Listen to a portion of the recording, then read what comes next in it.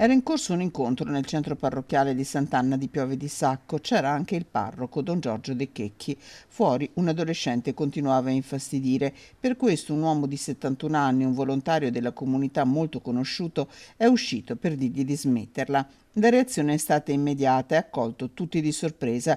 Il 17enne ha alzato il braccio e ha colpito la testa del 71enne con un pugno violentissimo che lo ha fatto cadere per terra, perdendo i sensi.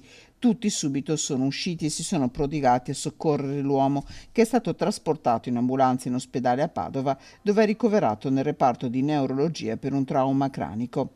Le sue condizioni non sono gravi, ma sono in corso ulteriori accertamenti. Non ha parole il parroco, che al telefono racconta come siano 2 anni che un gruppo di adolescenti, italiani e stranieri, si ritrova nella piazza davanti alla chiesa con quelli che definisce atteggiamenti poco civili.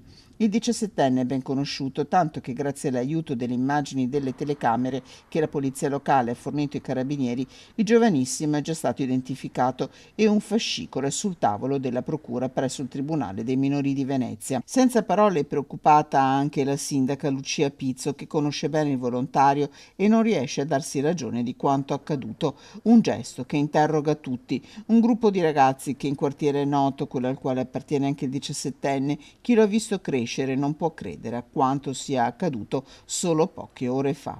Sono molto stupita perché non c'ero, non so la dinamica, però so che il ragazzo è un educatissimo, a modo, di buona famiglia.